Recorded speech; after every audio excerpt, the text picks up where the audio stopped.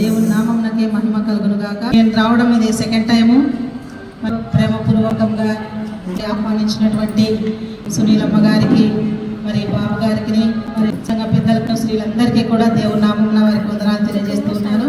ఈ క్రిస్మస్లో మనము ఎక్కువగా ఎవరిని చూస్తాము, ఎవరి గురించి వింటాము, ఎవరి గురించి మనం ఎక్కువ వింటాము? మరియా గురించి, యేసు గొల్లల గురించి, జ్ఞానుల గురించి, రాజు గురించి, నక్షత్రం గురించి కదా. నిజంగా వచ్చినారా? ఇప్పుడు వచ్చినారా అనలేకంటే కదా. ఎంత అన్యాయం కదా. అసలు మనకి వీటికి అంత మూలం ఫస్ట్ మొదటి వ్యక్తి ఎవరు? దూత. ఇదే సంతోషమే. మరి ఒక వ్యక్తిని పరిచయం చేయాలని అనుకుంటా ఉన్నాను. ఎవరు ఆ వ్యక్తి? ఇందాక మీరు చెప్పినటువంటి దూత. దూతల గురించి నేను ధ్యానం చేయాలని ఆశపడుతూ ఉన్నాను. వాక్య భాగానికి వెళ్ళక ముందు చిన్న ప్రార్థన చేసుకొని మనం అందరం కూడా వాక్య భాగానికి వెళ్ళిపోదాము, ప్రార్థించుదాము.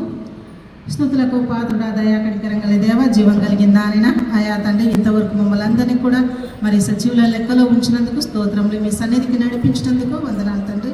మరి ప్రభా, ఇంతవరకు పాడిన పాటలను బట్టి మీరు మహిమ పొంది ఉన్నారని మేము తలంచుకొంచున్నాం ప్రభా. మరి వాక్య భాగానికి వెళ్ళనైనాం తండ్రి. మరి వాక్యం చేత ప్రభా మమ్మల్ని బలపరచండి తండ్రి. ఆయా తండ్రి, వచ్చిన ప్రతి ఒక్క బిడ్డను ఆశీర్వదించండి. మా ఆలోచనలు ఎటువైపు వెళ్లకుండా వాక్యం వైపే కేంద్రీకరించడానికి సహాయం చేయండి తండ్రి. అవును ప్రభా, మరి యేసయ్య నన్ను కూడా మీ యొక్క శిలువ చాటున మరుగుపరుచుకోనండి తండ్రి. కేవలం ఇక్కడ నిలబడి ఉన్న ఒక సాధనంను మాత్రమే తండ్రి ప్రభా, కానీ మాట్లాడేది మీరు ప్రభా. అయా మీ మెల్లని స్వరాన్ని వినటానికి తండ్రి, మరి ఆత్మీయంగా, శారీరకంగా తండ్రి మమ్మల్ని మేము సిద్ధపరచుకోవడానికి మీ మెడైన కృపను అనుగ్రహించండి తండ్రి. అయా గొప్ప దేవా తండ్రి, వచ్చిన ప్రతి ఒక్క బిడ్డను బట్టి వందనాలు. ఇంకా ఎవరైతే రాలేకపోతూ ఉన్నారో మరి వారందరినీ కూడా మీ యొక్క ఆత్మ ప్రేరేపణ ద్వారా మీ సన్నిధానానికి నడిపించమని యేసునామమున అడిగి వేడుకొని పొంది ఉంటున్నాము తండ్రి. దేవదూతలు ఎవరు అన్నటువంటి అంశం గురించి మరి ధ్యానించడానికి నేను ఇష్టపడుతూ ఉన్నాను. దేవదూతలు ఎవరు, వారి యొక్క లక్షణాలు. దేవదూతల గురించి ఎవరికైనా తెలుసా? అలానే మనము లూకా సువార్త అంతా దేవదూత గురించి మాట్లాడుకున్నాం కదా, ఆయన తెచ్చినటువంటి వర్తమానం గురించి. అయితే మరి వారిలో ఉన్నటువంటి కొన్ని ఇంకా కొంచెం లోపలికి వెళ్ళి మరి దేవదూతల గురించి మనం తెలుసుకుందాము, క్లుప్తంగా మరి ధ్యానం చేసుకుందాము. అయితే దూత అనగా అర్థము అంచగాడు, వార్తాహరుడు, మెసెంజర్, సైన్యమని అర్థము. హీబ్రూలో మరి దూతను మలాక్ అని అంటారు. ఇదే గ్రీకులో ఏంజిల్స్ అని అంటారు. అయితే ఈ దూతల గురించి ఒక పుస్తకాన్ని గొప్ప భక్తులు రాసినారు. ఎవరంటే బిల్లీ గ్రహం గారు, తర్వాత డిజిఎస్ దినకరన్ గారు. వీరిద్దరు దేవదూతల గురించి గొప్ప పుస్తకాలను వారిద్దరు కూడా వ్రాయడం జరిగింది. ఇంకా మనకు డీప్గా కావాలంటే వారి పుస్తకాలను మనం సేకరించి దేవదూతల గురించి మనం తెలుసుకోవచ్చు. దేవదూతల గురించి తెలిపే శాస్త్రాన్ని ఏంజియాలజీ అని అంటారు. నుంచి ప్రకటన వరకు దేవదూతలు ఉన్నారు కదా. ఆదికాండం నుంచి ప్రకటన వరకు మనకు దేవదూతలు ఉన్నారు. అయితే ఈ బైబిల్ అంతా కలిపి 273 సార్లు దేవదూతల ప్రస్తావన ఉంది. అయితే ఎక్కువగా మనకు దేవదూతలు ఎక్కడ కనిపిస్తారు? ఎక్కువ దేవదూతలు ఒక గ్రంథంలో కనిపిస్తారు. ఎక్కడ? బాగా చదివింటే వాళ్ళు తక్కువ జవాబు చెప్పేస్తారు. Very good. ప్రకటన గ్రంథంలో ప్రకటన ఓపెన్ చేస్తానే దేవదూతతోనే స్టార్ట్ అవుతుంది కదా, ఎండింగ్ వరకు తీర్పులు ఇంకా రకరకాలైనటువంటివి అనమాట. ప్రకటన గ్రంథంలో దేవదూతలకు ఎక్కువగా మనం చూస్తాము. అయితే దేవదూతలు ఎప్పుడు సృష్టించబడినాయి? మనిషికి ముందా, మనిషి తర్వాత? తెలుసా ఎవరికైనా? మనిషికి ముందే కదా.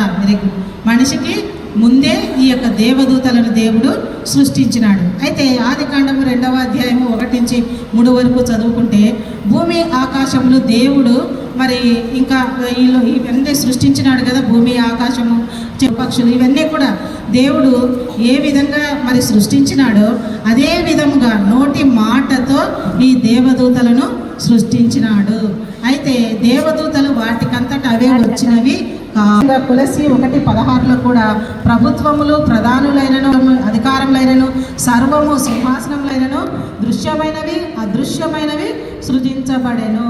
అంటే ఏంటి దృశ్యమైనవి అంటే కంటికి కనిపించేటువంటివి, అదృశ్యమైనవి అని అంటే కంటికి కనిపించనివి. కాబట్టి కంటికి కనిపించనివే ఈ దేవదూతలు. అయితే ఈనాడు మనం అందరం ఇక్కడ ఉన్నాం కదా, ఈ సమయంలో మన మధ్యలో ఖచ్చితంగా దేవదూతలు దేవుడు ఉంచి ఉన్నాడు. ఎంతమంది నమ్ముతా ఉన్నారు? దేవదూతలు ఉంచినాడా? ఖచ్చితంగా నేను చూసినాను ఆ ప్రసన్నతను. నిజంగా నేను చూసినాను. దేవుని కళ్ళు మూసుకొని ఒక్కసారి చేతుల పైకెత్తి ఆరాధిస్తూ ఉంటే దేవదూతలను మన మధ్యలో నేను చూశాను. కాబట్టి మనమందరము ఇది నమ్మాలి. ఇది కంటికి కనిపించనటువంటి సత్యాలు ఇవి, ఇది మనం నమ్మాలి. కాబట్టి ఈ యొక్క అదృశ్యమైనవే ఈ యొక్క దేవదూతలు. హెబ్రీ 1:7 కూడా తన దూతలను వాయువులుగాను ఆత్మలుగా తన సేవకులను అగ్ని జ్వాలలుగా చేసెను. అయితే మరి దూతలను ఆత్మలుగా దేవుడు సృష్టించినాడు. ఇవి కంటికి కనిపించవు. ఇదే వాక్యము కీర్తనలు 104:4 కూడా ఉంది. నేను రెఫరెన్స్లు చెప్తాను, చదివించను, టైం సరిపోదు కాబట్టి. ఓకే. అయితే మరి ఈ కీర్తనలో 104:4 కూడా మరి దూతల గురించి వాయువులుగా మరి దేవుడు అగ్ని జ్వాలలుగా చేసినటువంటి వాక్యాన్ని మనం చూడవచ్చు. అయితే హెబ్రీ 1:14 మనం చూస్తే రక్షణయు స్వాస్థ్యములు పొందబోవు వారికి పరిచారం చేయుటకు పంపబడిన సేవకులైన ఆత్మలు కారా. ఈ దేవదూతలు ఆత్మలుగానే దేవుడు దేవదూతలను సృష్టించినాడు. ఎందుకొరకు సృష్టించినాడు? రక్షణయు స్వాస్థ్యమును పొందబోవు వారికి. ఎవరు ఆ పొందబోయేది? ఎవరు ఆ పొందబోయేది? మనమే. గట్టిగా చెప్పాలి, మనమే. ఆ పరలోక రాజ్యంలో స్థానాన్ని, స్వాస్థ్యాన్ని, మన హక్కును సంపాదించుకోవటానికి, మనల్ని సిద్ధపరచడానికి, మనకు ప్రచారం చేయటానికి దేవదూతలను దేవుడు సృష్టించినాడు. ఎంత మంచి దేవుడు కదా మనకు, కదా. మనలైతే ఎట్లా సృష్టించుకున్నాడు? తన చేతులతో తయారు చేసుకున్నాడు.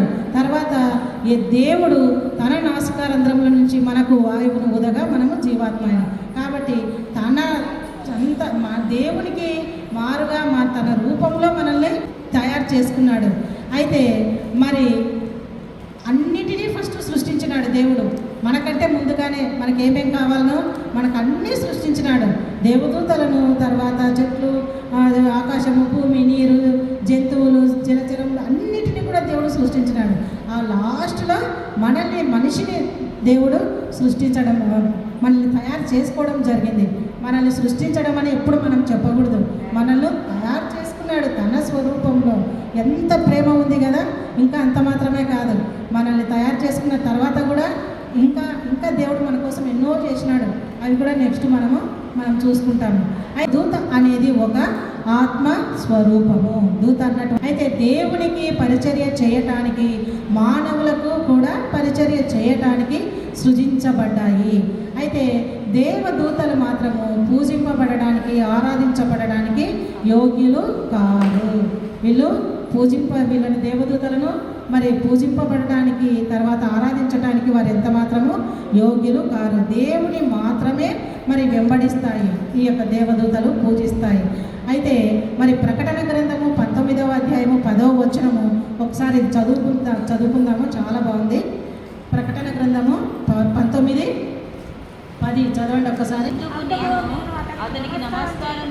అందుకు నేను అతనికి నమస్కారం చేయుటకై అతని పాదముల ఎదుట సాగిలపడగా అతడు ముద్దుసుని, నేను నీతోనూ యేసుని గూర్చిన సాక్ష్యం చెప్పు, నీ సహోదరులతోనూ సహదాసుడను దేవునికే నమస్కారం చేయుము. యేసును గూర్చిన సాక్ష్యము ప్రవచనానుసారం అని నాతో చెప్పాను. ఎవరితో చెప్తా ఉన్నారు? భక్తుడు అంటా ఉన్నాడు, దేవదూతకు మరి సాగిలపడి ఆయన పాదములకు దేవదూతకు నమస్కారం చేస్తూ ఉంటే దేవదూత ఏమంటా ఉంది?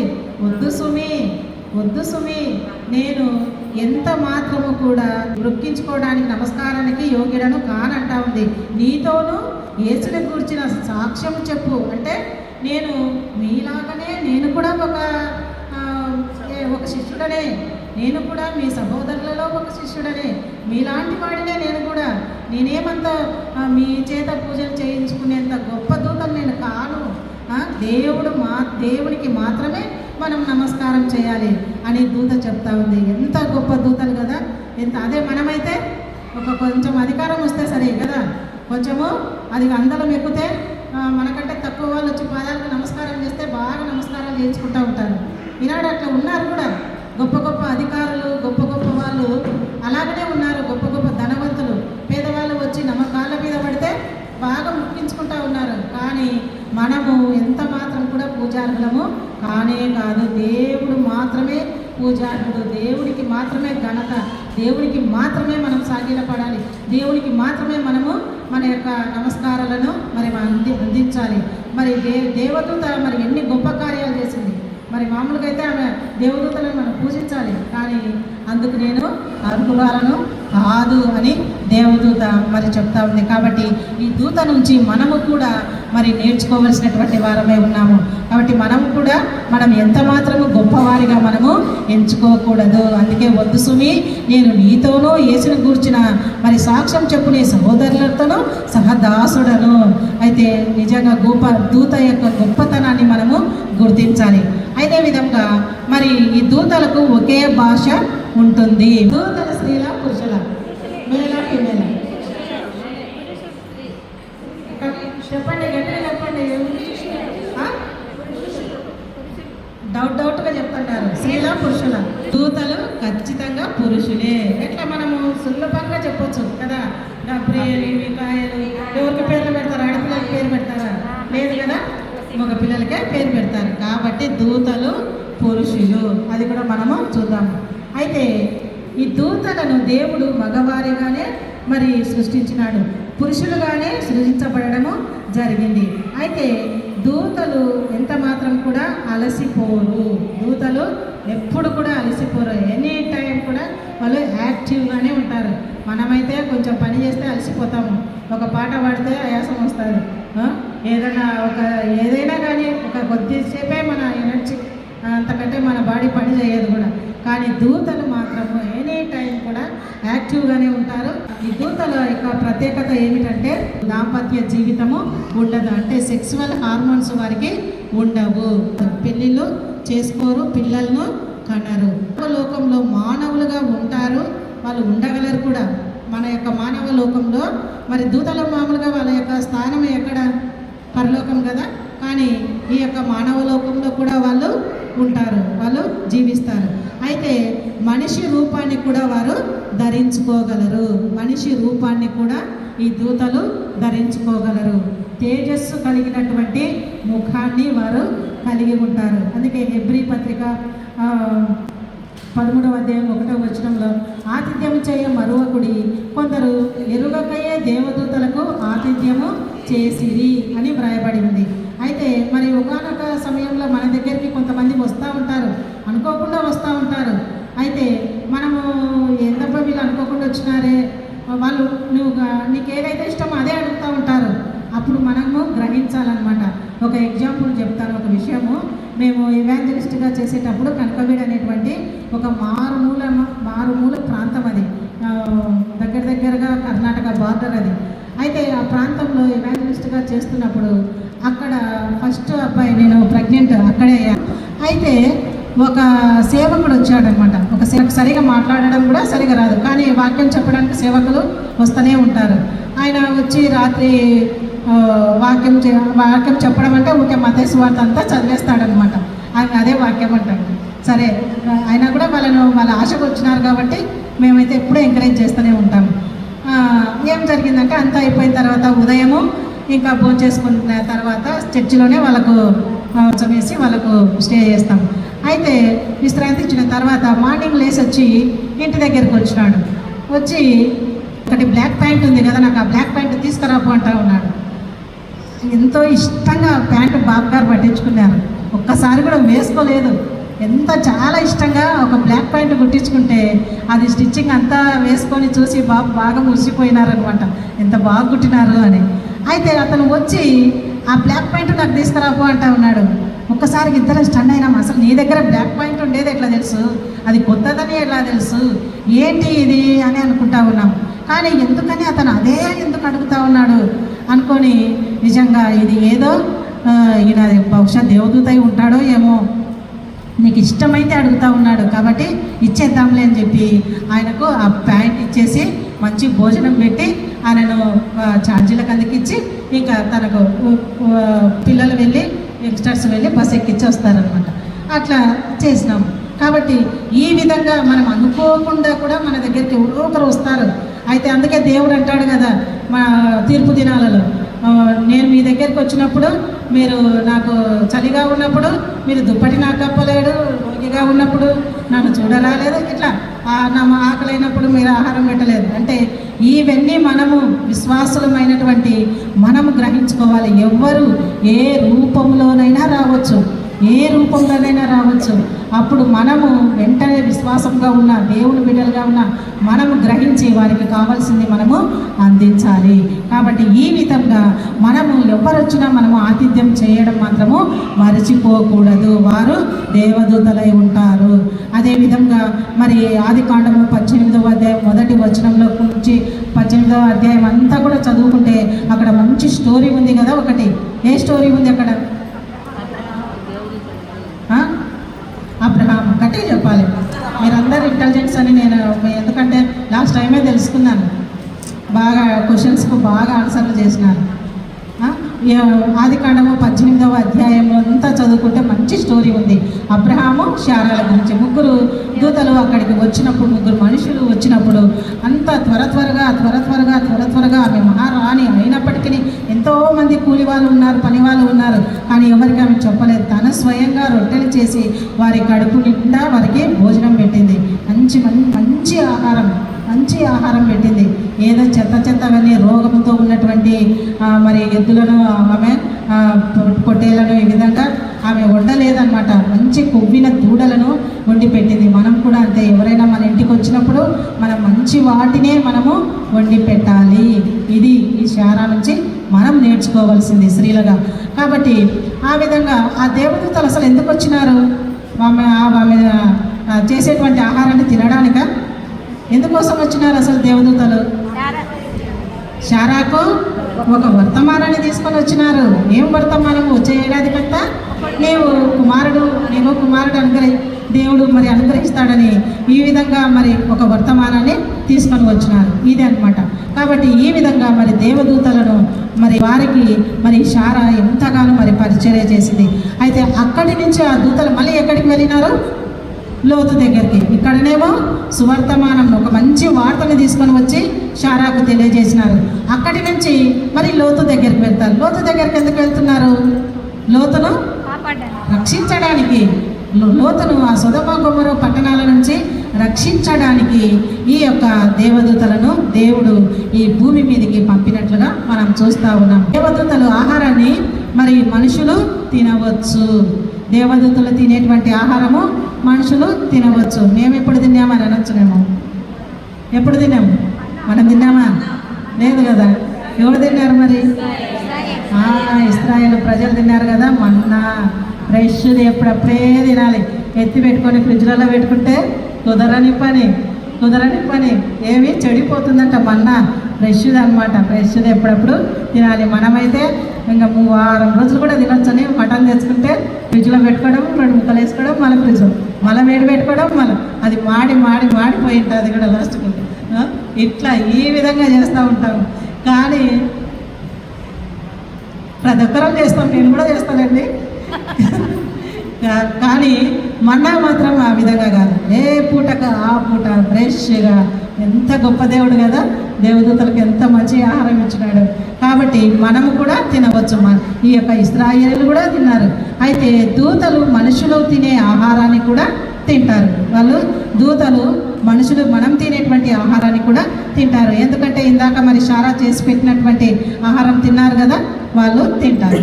అదేవిధంగా మరి దూతలు వాళ్ళ వయసు ఎంత ఉంటుంది? దూతల వయస్సు, వాళ్ళ వయసులో ఇంత వయసులో ఉంటారు వాళ్ళు అని మనము ఎవరైనా గెస్ చేయగలరా? సరే, దూతలు చిన్నపిల్లలుగా కానీ ఆడపిల్లలుగా కానీ ముసలివారుగా కానీ లేరు. బైబిల్లో ఎక్కడా కూడా వ్రాయబడలేదు. అయితే వారు యంగ్ మెన్స్గా యవ్వనులుగా దేవుడు సృష్టించినాడు.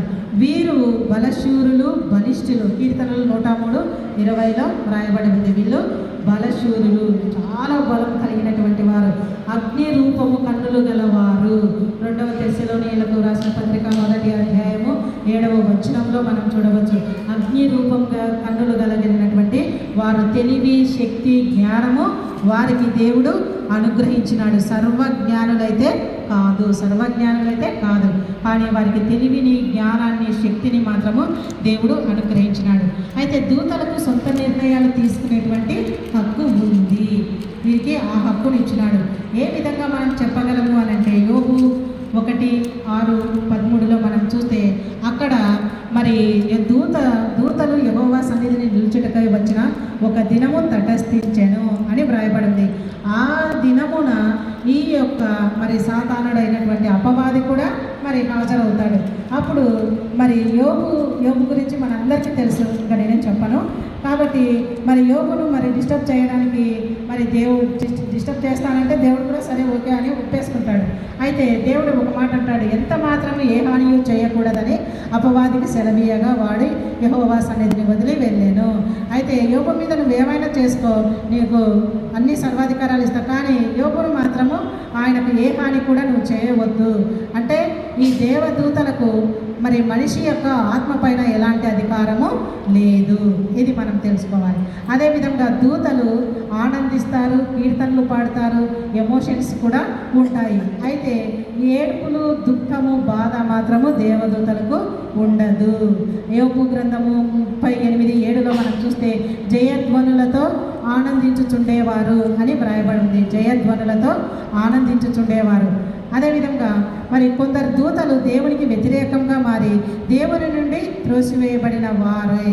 అయితే ఎవరు వారు అని అంటే, ఈ యొక్క అపవాది దూతలే. ప్రకటన గ్రంథము 12:3-4 చూస్తే నక్షత్రములుగా వారిని పిలువబడతా ఉన్నారు. ఈ దూతలను నక్షత్రాలుగా కూడా మరి పిలువబడతా ఉన్నారు. ఒక నక్షత్రము తోకతో మరి ఒక్కసారిగా ఆకాశం అంతా ఊడ్చినప్పుడు కొంత భాగము నక్షత్రాలు భూమిపైన రాలేను అని రాయబడి ఉంది. ఆ నక్షత్రాలు ఎవరు? ఈ యొక్క మరి అపవాది దూతలు.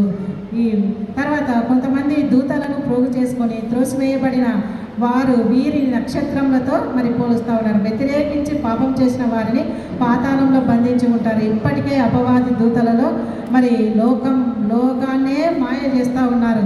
అయితే వారిని మరి నాశనంలోకి తీసుకెళ్తా ఉన్నారు ప్రజలందరినీ కూడా. అలాంటి వారిని మరి దేవుడు త్రోసిపుచ్చినాడు. అయితే వీరికి తీర్పుకు మరి కావలిలో ఉంచబడుటకు వారిని అప్పగించెను అని వ్రాయబడి ఉంది. కాబట్టి మరి వారందరూ కూడా తీర్పులో మరి ఒక సైడుకు ఈ అపవాది దూతలన్నీ కూడా ఒక సైడుకు దేవుడు ఉంచి ఉన్నాడు. అయితే దూతలకు చావు లేదు. వారు ఎంత మాత్రం కూడా మరి చనిపోయేటువంటి వారు కానే కాదు. అందుకే ఈ యొక్క మరి అపవాది దూతలు వారికి చావు లేదు కాబట్టే, చావు లేని ఆత్మలు కాబట్టే వారిని ఎవరు కూడా ఏమీ చేయలేకపోతా ఉన్నారు. అదేవిధంగా మరి ఈ యొక్క యెహెజ్కేలు 28:12 నుంచి ఈ 28 అంతా కూడా మనం చదువుకుంటే ఈ యొక్క లూసిఫర్ అయినటువంటి మరి అపవాది సాతాను వీడి గురించి ఎంత చక్కగా అంటే అంత వివరంగా వ్రాయబడి ఉంది ఈ యొక్క యెహెజ్కేలు గ్రంథం అంతా కూడా చదువుకుంటే. కాబట్టి మరి దేవుని సింహాసనం ముందు పనిచేసేటువంటి దూత ఈ యొక్క లూసిఫర్. ఇది ఒక కెరూబు. దాని గురించి చెప్పనుగా. కాబట్టి అయితే మనకు ఇంకా దూతల గురించి ఇది వీరి యొక్క ప్రవర్తన లక్షణాలు ఈ విధంగా ఉంటాయి. అయితే కెరూబులు, శరాబులు, ప్రధాన దూతలు, ఇలా రకరకాలుగా దూతలు ఉన్నారు. ఒక్కటే దూతలు కాదు ఉండేది. కెరూబులు, శరాబులు, ప్రధాన దూతలు, ఇలా ఇంకా రకరకాలైనటువంటి దూతలు ఉన్నారు. అయితే 2 రెక్కలతో కొంతమంది దూతలు, 2 రెక్కలతో మరికొందరు దూతలు, 6 రెక్కలతో మరికొంతమంది దూతలు. అయితే ఈ విధంగా లెక్కించలేనంత సైన్యం ఉంది దేవదూతలు. మనమైతే ప్రపంచంలో ఇంతమంది ఉన్నారని లెక్కించవచ్చు, కానీ దూతలను ఎవ్వరు కూడా లెక్కించలేరంట. లెక్కించలేనంత సైన్యము దూతలు, అంతమంది సైన్యం ఉంది. అయితే దూతలకు కొన్ని క్రమాలు, అధికారాలు, ప్రత్యేకతలు ఉన్నాయి.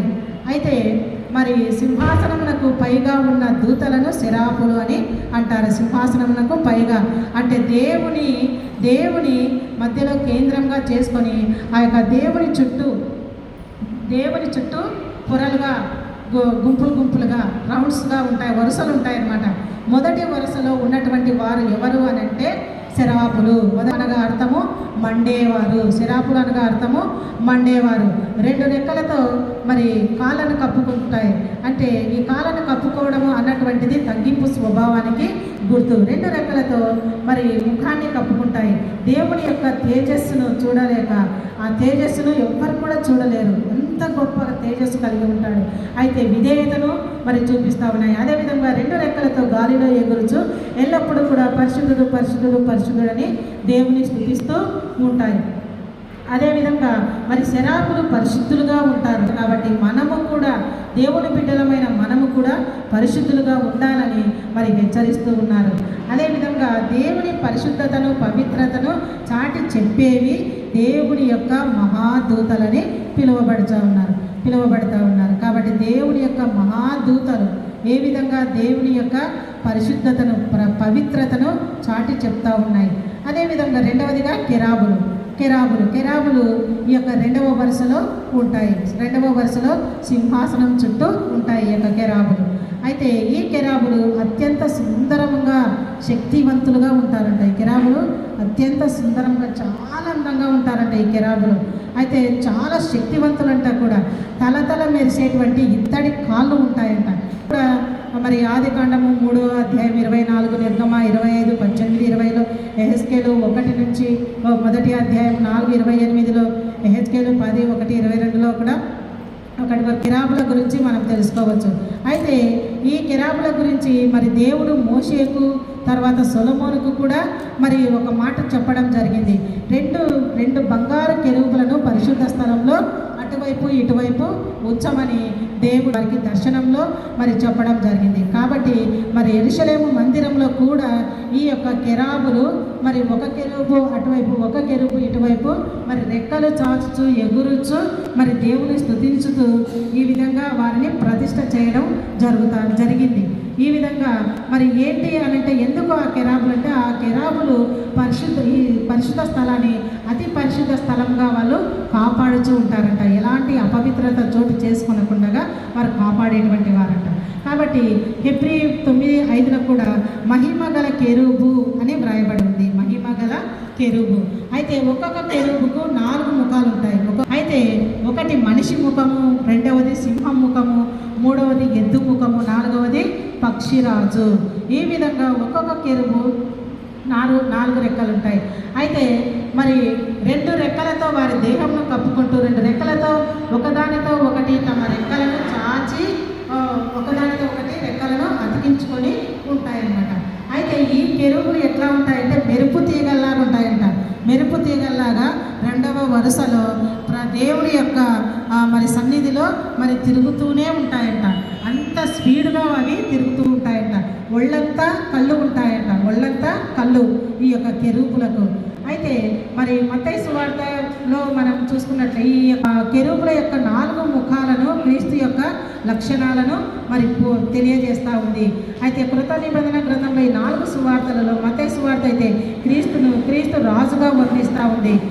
అందుకే రాజుగా అంటే సింహం యొక్క ముఖానికి మరి సూచనగా వాడబడతా ఉంది. మార్కు సువార్త అయితే క్రీస్తు పరిచారకునిగా వర్ణించబడతా ఉంది, ఎద్దు యొక్క రూపం.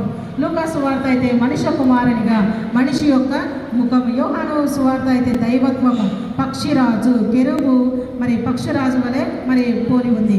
కాబట్టి కెరూబులు మానవ రక్షణను, క్రీస్తు యొక్క లక్షణాలను తెలియజేస్తూ ఉంది.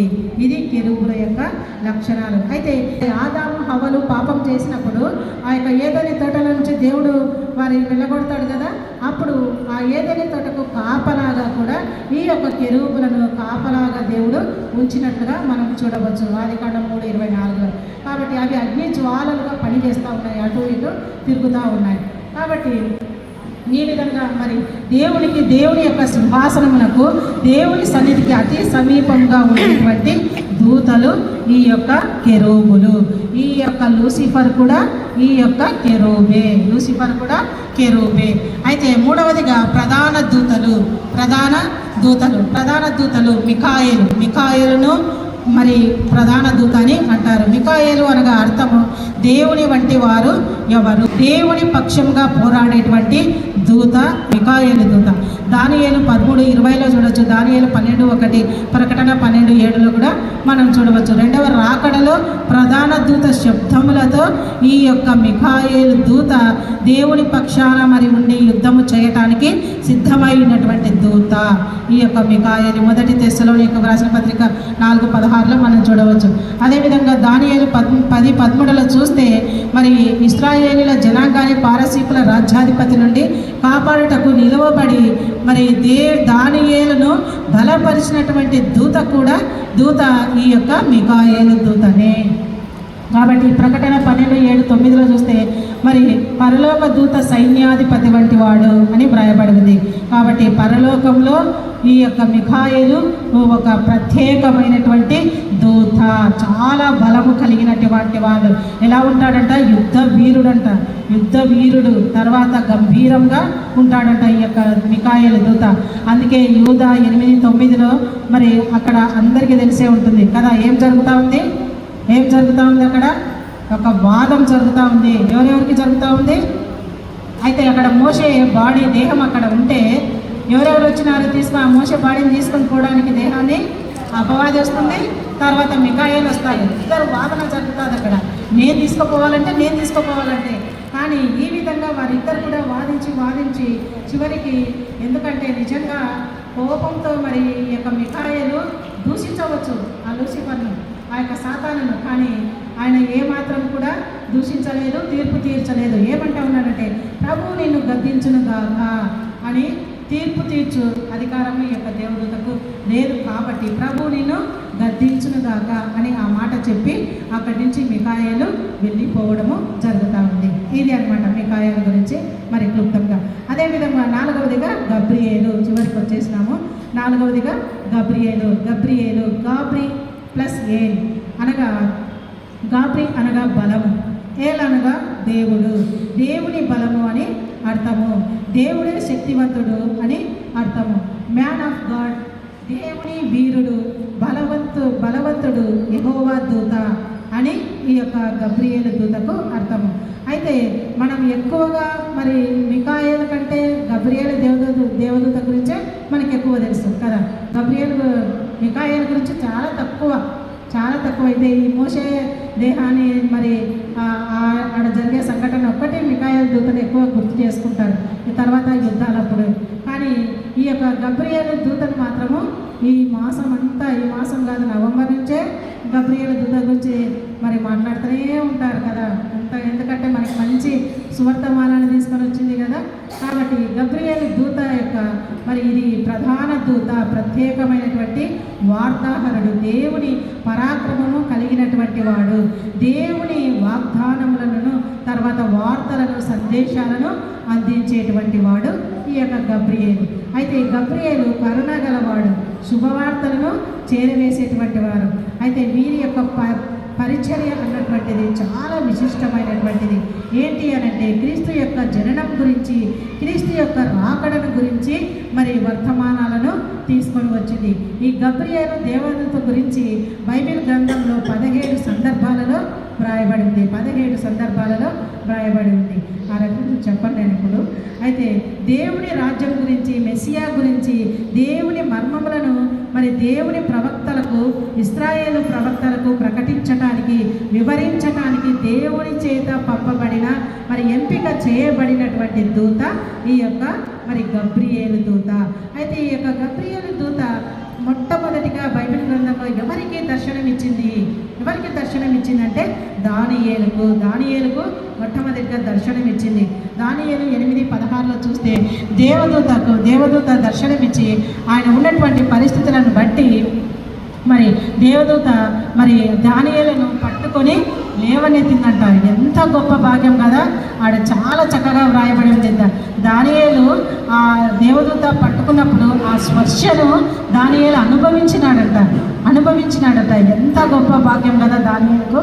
నిజంగా మరి ఎవరు మరి స్పర్శ అనుభవించినారో లేదో తెలియదు కానీ దానియేలు మాత్రము ఆ స్పర్శను అనుభవించినాడు. తర్వాత ఆ యొక్క బలిపీఠం దగ్గర ఉన్నటువంటి ఆ ఒక మండుచున్నటువంటి ఒక కర్రను తీసుకొని వచ్చి ఆ కారు చుట్టూ నోటికి తగిలించడం జరిగింది ఈ యొక్క దానియేలుకు. అప్పుడు తను పరిశుద్ధుడాయను. ఆ కర్రను తీసుకొని నోటికి తగిలిస్తే పరిశుద్ధుడు అయిపోతారు. అదే అనమాట దేవదూతలు. అయితే ఈ విధంగా మరి ఆ తర్వాత దానియేలు 9:21 చూస్తే అతి ప్రకాశమానమైన గబ్రియేలు అని వ్రాయబడింది. ఒక్కసారి దేవదూత వైపు గబ్రియేలు ఇట్లా దానియేలు చూసినప్పుడు ఏ విధంగా కనిపించినాడు ఆ గబ్రియేలు దూత? అతి ప్రకాశంగా, ఎక్కువ, ఎంత కాంతివంతంగా ఈ దేవదూత కనిపించింది. అయితే ఆ తర్వాత ఇంకా నెక్స్ట్ ఎవరికి కనిపించడం జరిగింది? నెక్స్ట్ మరియమ్మ కాదు, ఎవరికి కనిపించింది?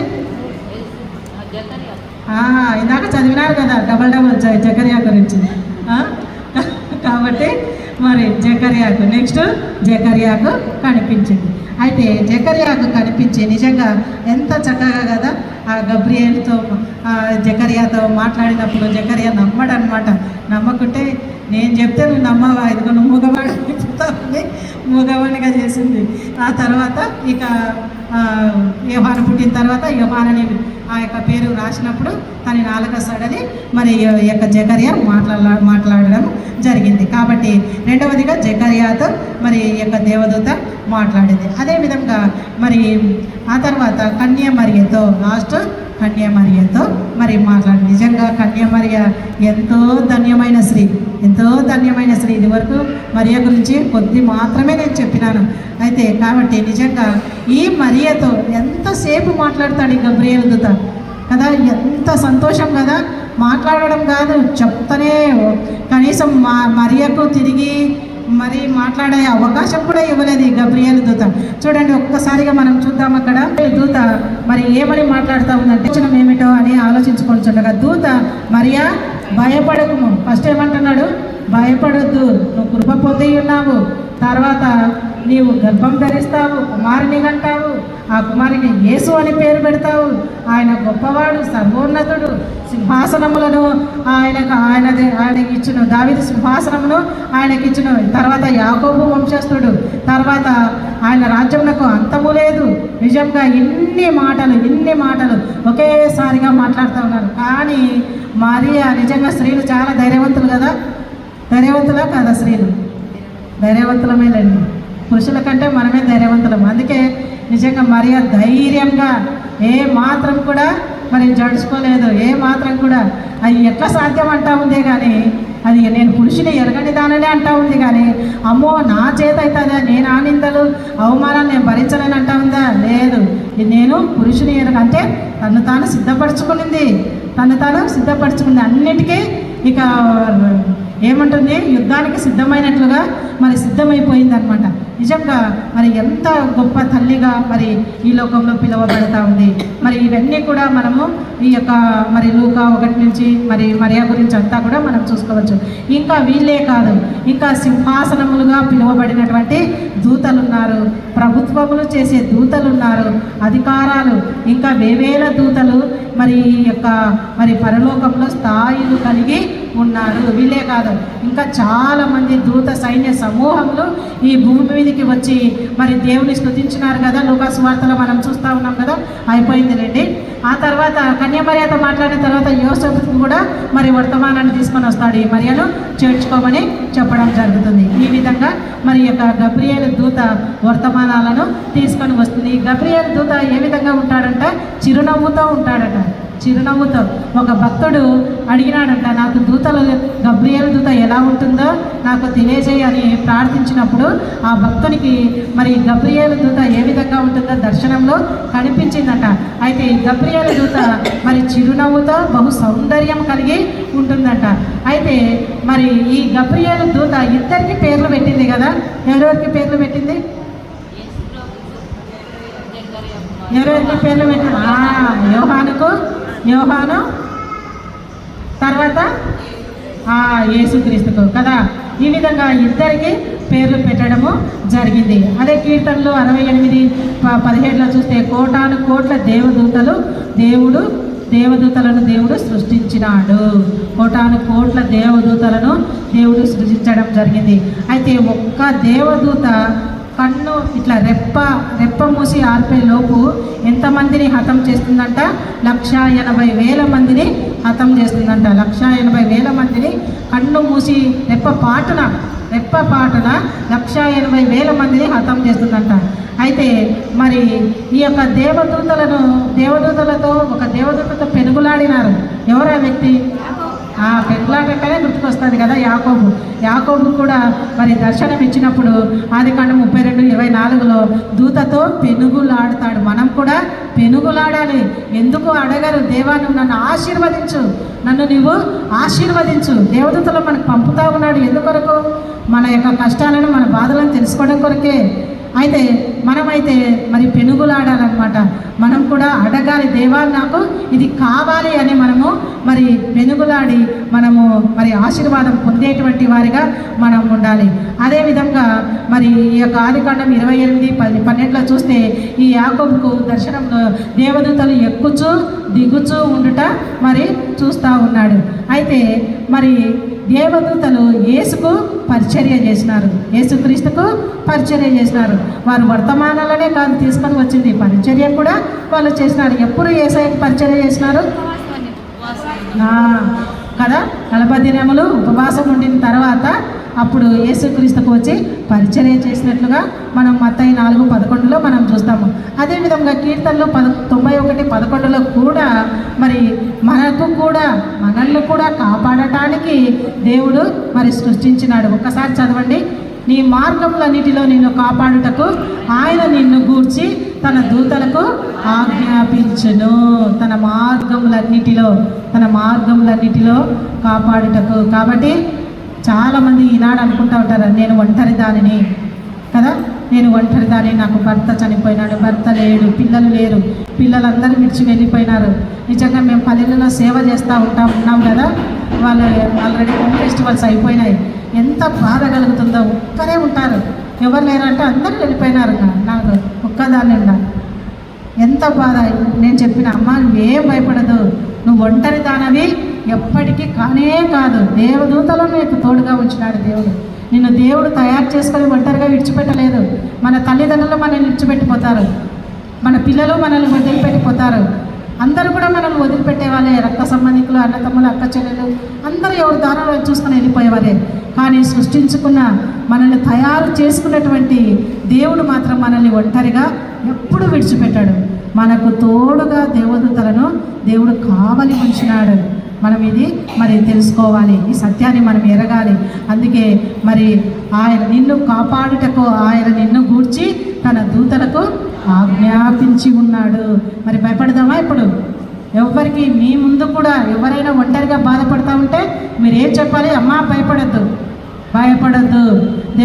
గబ్రియేలు దేవదూత కూడా మరి దానియేలుతో, జకర్యాతో, మరియాతో మాట్లాడిన మాటలలో ఏమనింది? భయపడకము అనే మాట 3 సార్లు, ముగ్గురికి 3 సార్లు వారికి చెప్పడం జరిగింది. ఆ భయపడకము అనే ఆ మాట నుంచే నేను ఒక పుస్తకాన్ని రాసినాను. అక్కడి నుంచే నేను ఒక పుస్తకాన్ని 2016లో మరి ఒక బుక్ను నేను రాసినాను. అయితే కాబట్టి ఈ విధంగా మనం ప్రజలకు మనం ధైర్యం చెప్పాలి. మీరు ఉన్నారు, విశ్వాసంగా ఉన్నారు, నీ విశ్వాసం నీ దగ్గరే ఉంటే సరిపోదు. ప్రతి చోటికి మనసు వెళ్ళకూడదంట, మనసు వెళ్ళిన ప్రతి చోటికి కాళ్ళు వెళ్ళకూడదంట. ఈ 3 పోయినాయి అనుకోండి, మనం పోతాం అంతే కదా, పర్సు ఖాళీ అయిపోతుంది. కాబట్టి మనము మరి ఈ లోకానుసారంగా ఇన్ని చేస్తాం కదా. మనము ఎంతమందిని పిలుచుకొని వచ్చినారు? నన్నైతే గోల్డెన్ జూబ్లో కలిపేసుకున్నారు. నేను కట్టుకొచ్చిన శారీ వేరేది, కానీ మీలో నాకు గోల్డ్ వేసేసినారు. మీలో ఒకరిగా నన్ను చేర్చుకున్నారు. కాబట్టి మనము ఈ విధంగా ఇతరులకు చెప్పేవారిగా, ఇతరులను మనం పిలుచుకొని వచ్చేవారిగా మనం ఉండాలి. అయితే చాలామంది అంటూ ఉంటారు, ఏం చేస్తారులే చర్చిలో, సెల్ ఫోన్లో చూసుకుంటూ ఉంటారు, ఎప్పుడు వాళ్ళ గురించి వీళ్ళ గురించి మాట్లాడుకుంటూ ఉంటారంట. అలాంటి వాళ్ళ కోసము ఒక చిన్న కథ చెప్పి ఇక నేను ముగిస్తాను. ఏంటనంటే ఒక అమ్మాయి చర్చిలోకి వచ్చింది. ఆ అమ్మాయి ఇప్పుడు రెగ్యులర్ స్టూడెంట్ అనమాట, దేవుని సన్నిధికి ఎప్పుడు వచ్చేది. అయితే కొన్ని దినాల నుంచి ఆమె రావడం లేదు.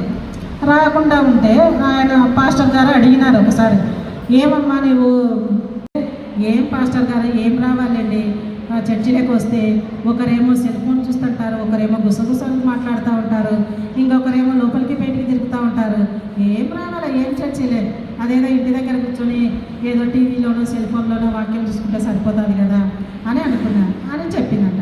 సరే అమ్మా, సరేలే, నువ్వు చెప్పింది మంచిదే, బాగా చెప్పినావులే అని చెప్పి, సరే నేను ఒక పని చెప్తాను, చేస్తావా అని అడిగినాడు. అడిగితే సరే చెప్పండి పాస్టర్ గారు ఏం చేయాలో అని అడిగింది. అంటే ఒక గ్లాస్ నిండా నీళ్ళు ఇచ్చినాడు. ఒక గ్లాస్ నిండా నీళ్ళు ఇచ్చి గుడి చుట్టూ తిరిగమ్మా, ఒక్క చుక్క కూడా కింద పడిపోకూడదు,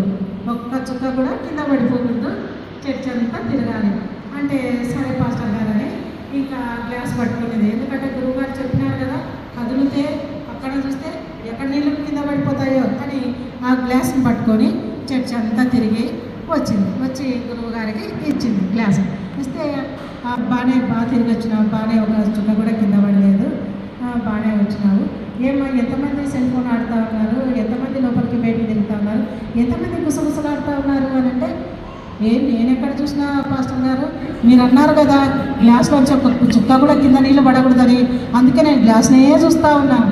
కాబట్టి నీకెందుకమ్మా, ఒకరి గురించి మనకెందుకు, వాళ్ళు ఏ చీర కట్టుకుంటే నీకెందుకు, వాళ్ళు ఏ సెల్ ఫోన్ ఆడుకుంటే నీకెందుకు, వాళ్ళు లోపలికి బయటికి తిరిగితే నీకెందుకు, మనకు అలాంటివి వద్దు, నీవు కూర్చో దేవుని వైపు చూడు, నీకు దేవునికి మాత్రమే సంబంధం అని చెప్తే ఆ అమ్మాయి బుద్ధి తెచ్చుకొని, నిజంగా నేను చాలా తప్పు చేసిన, నేను మనుషుల వైపు నేను చూస్తూ ఉన్నాను కాబట్టి ఇక నేను మనుషుల వైపు నేను చూడను, నేను దేవుని సన్నిధికి నేను వస్తాను అని చెప్పి ఆ అమ్మాయి ప్రభు సన్నిధికి ఇక రెగ్యులర్గా రావడం జరిగింది.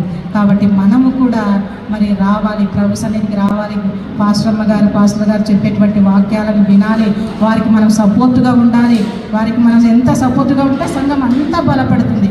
కాబట్టి ఈ విధంగా మనం ముందుకు వచ్చేటువంటి వారిగా మనం ఉండాలి. కాబట్టి మరి ఇంతవరకు అయితే మన దూతల గురించి మరి దేవుడు మనతో మాట్లాడి ఉన్నాడు.